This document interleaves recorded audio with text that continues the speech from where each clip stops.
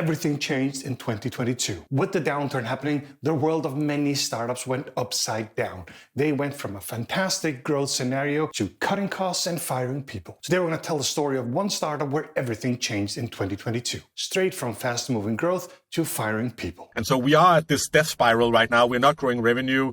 Everything is it's a shit show. And you start to lose a little bit of faith in the strategy that you've put out. This is Raw Startup.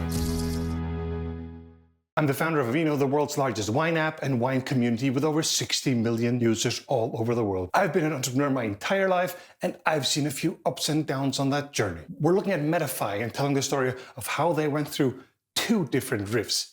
Riff is a fancy word for letting people go. Twice they had to go through the process of letting some of their colleagues go. No fun at all. We will tell their story and look at the 5 lessons they learned the hard way in 2022. Finally, we look at where they would be if they hadn't taken any action at all in 2022. Okay, let's get started. What is Metafy? We help gamers monetize their skills through various of different things, content, coaching, to all sorts of different things.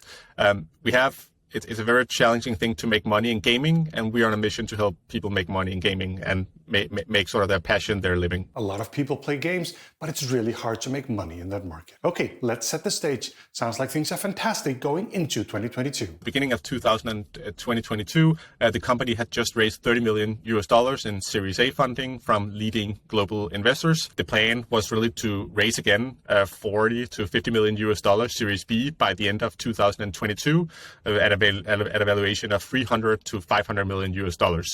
So when I came in, we were spending money like we would be raising again at the end of that year. We were up and burning $1.3 million, and that number sort of continued to grow quite fast. And rightfully so, we thought, because the plan was really to raise money again, by the end of the year. So we're burning $1.3 million every single month, and that number is growing. Even if you just raised a lot of money with this number and growing, this money could disappear really quickly. We actually continued to grow quite fast, like 20 to 30% month over month on GMV. But things are going well. Great.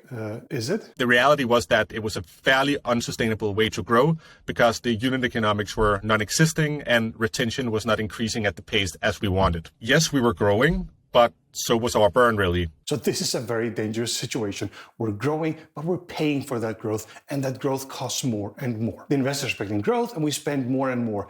That's a very dangerous situation when the unit economics are broken. I think the problem here were technically that we were leaking a fuel bucket, and that we had some sort of product market fit, but we were not having a true product market fit. So we were spending money like we would have a product market fit, but in reality, it was an unsustainable way to grow the business. Classic. They're telling themselves and their investors they do have a product market fit. In reality, it's a fake product market fit fueled by cash. Everyone's happy, and boom, everything changes. Suddenly, the investors are saying something else. Our investors, all of a sudden, they came back with new signals in terms of what were the new standard for raising a Series B.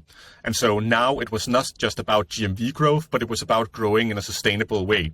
The only thing that this company had been paid for before this was GMV growth. When they chatted with investors, don't care about burn, just grow your GMV. And so that was what everyone in the company was focusing on. A fine balance, and obviously you need to grow. There's no way around that. Otherwise, you're not really a startup. Very true. Startups always need to grow, or you're not a startup. Our growth were continuing quite fast, but so was our burn because we had negative unit economics. So technically, every time we paid $1, we would only get 80 cents in return. And so when you want to grow with 20 to 30% month over month, and you want to grow from 500K to 600K in GMV per month, that's very expensive. And then it was like, do we believe that the current trajectory we are on is going to allow us to raise a successful Series B? And I think the reality here was that everyone we spoke with said, no, that's not going to happen. And this is where the first lesson comes in. Lesson number 1, find and act on realities fast. And so when you have that and you're fighting against that, you need a sanity check on what you're doing. First, we acted too slow. Like, we knew that this was coming, and yet again, we waited probably 4 to 5 months too late compared to when we originally wanted to execute on it. This was very based on emotional feelings more so than the rationale behind it. 4 to 5 months is an eternity for a startup. In this case, that translates into hundreds of thousands of dollars, actually over $1 million in this particular case. Moving slow also means that once you get to cutting, you have to cut more, basically fire more people. When your burn is this high acting on it very quickly sort of saves you a lot of money on the long run, because moving from a burn of 1.3 million and having that in 6 months, that's quite a lot of money that you could save in those 6 months instead of acting on it in 6 months from now. So we definitely acted too late, and that was a big mistake on our end. Yes, time is everything. Don't lose it. You save so much money by being quick here. A very, very important lesson. So you made this cut. What's the next goal? For Metafy, it was to become investable or fundable in somewhat of a sense. And that was, to get buy-in from our existing investors that if we are on this plane, they would be supporting us if we were hitting our metrics. And so we had very honest conversation with them, going back and forth and getting to know, hey, is this a plane that they would be supporting? In reality, it would be extremely challenging for this company to get to default alive. So this is the next lesson here. Become default alive or default investable. He calls it fundable. Same thing. Lesson number 2, become default investable or default alive. Okay, all this talk about default alive and default investable is a little bit complicated, and I have a video coming out about that. So subscribe so you know when it comes out. If it's out already, it will pop up here or here. Someplace. Okay, so here's a graph that we use to talk about default investable and default alive. Metafy is here before the crisis, just inside default investable. Then the crisis hit and the band moves. Now they can't go all the way to default alive, but they can move their way into default investable. So that's the goal. For Metafy in particular, we could not become default alive. That became very obvious with the margins that we had and everything, and we understood that. So it was about becoming fundable. Understanding what is a fundable business in our case. We work in a very attractive market that works with us in terms of, it's a growing space, all these different things. But what makes us fundable? We knew that we needed to reduce burn, and we knew that we needed to grow revenue. So first, we started going in, reducing burn. We reduced burn first from $1.3 million per month down to $900K, with the sort of feelings that would be enough. Funny enough, after we did that, we obviously went into a process where we could see that, hey, we did not grow our revenue because we reduced our cost. And so a lot of the cost initiatives that or the cost saving initiatives that we were doing basically also impacted our revenue growth quite significantly, at least in the short term. Yes, it's tricky when you cut cost. There's a chance you will lose some revenue too. In the short term, that's okay. It sort of is the name of the game. When you cut cost, you might lose some revenue. We should have reduced burn much more because the revenue was not growing at the pace that we needed it to. This takes us to the next lesson. Lesson number 3, cut more than you think you need. Basically cut a little bit more than you need, so you have a little buffer in case you lose some revenue. This is no fun to do, so we try and cut as little as possible, maybe till it hurts a little bit. Actually, we have to cut a little bit more. So I think the death spiral you avoid by cutting deeper than what you intend to do in order to then ramp up again once you start seeing some, initiative that is worth investing in. And so we did not do that. We cut it just to the amount that made us feel like comfortable, or, it was actually on the verge to uncomfortable, but we also knew what we knew back then, which was that was simply not enough. Secondly, was also when we went into the sort of realities of acting, we were way too conservative, and we didn't cut deep enough at sort of the first process we were in there. He's saying basically cut everything that doesn't contribute to revenue. And this is where a human side comes in. We tell ourselves, hey, this is contributing to revenue. Factually, it really doesn't. Lesson number 4, be rational, not emotional. When you put your emotional feeling into those conversations, you tend to neglect the obvious that is right in front of you. And so did we. So I think when you want to reduce cost, you want to basically say, what are the revenue driving initiatives here? Like that was our goal to get to fundable. That was still driving revenue. And so we didn't cut all the costs that we could cut that didn't contribute to revenue growth. And that was a big mistake on our end because we were, affected emotionally, and we let the personal feelings with employees take over the rational mind of what was in the best interest of the business. And usually when we don't cut enough, it's our emotions talking, not real facts. We needed to do a second RIF or reduction in force in order to buy ourselves even more time. And so we are at this death spiral right now. We're not growing revenue. Everything is a shit show. And you start to lose a little bit of faith in the strategy that you have put out. And so here we were back, looked at the mistakes that we have made. We clearly didn't cut deep enough at our first RIF, and now we needed to cut deep enough. So I think this is where we went back and then we started, doing a lot of the things that I mentioned here. We cut deeper than what we need.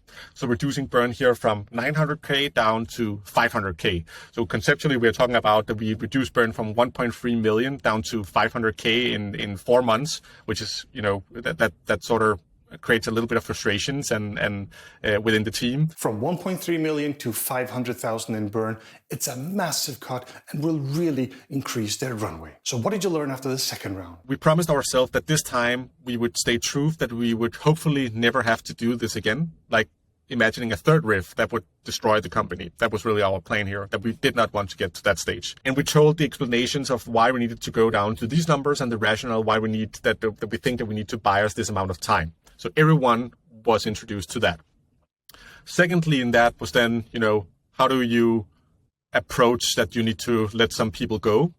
And here we explained to them the process that we had went through. First, we look at all our operational costs. We cut as much as we could, like close down offices, everything. Marketing, completely shut that down. Anything that could let more of you guys stay here, that was really the rationale we came in with. But we were also open and transparent and said, if we don't do this now, we might need to let more people go in the foreseeable future because we need to act on this fast. I think context was something that we emphasized a lot on, and that we got a lot of awesome feedback from the team, that even though this situation sucked, we were transparent and we stayed true to giving the full context of why we needed to do. This is a really big lesson. Lesson number 5, be 100% transparent with the team. First, we moved from 70 employees down to 50. And then we moved from 50 down to 35.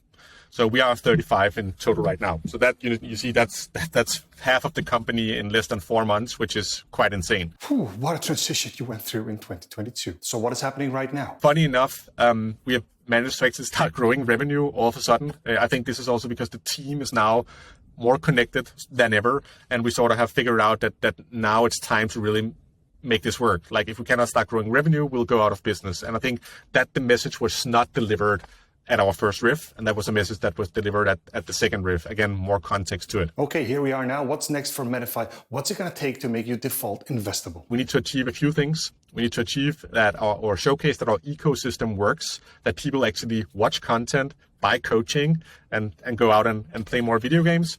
We need to showcase that we can start implementing a take rate, that our service is good enough for people to actually pay us money and not just spending money through our platform. And then secondly, showcase that we can actually keep our burn level consistent and not just start growing that insanely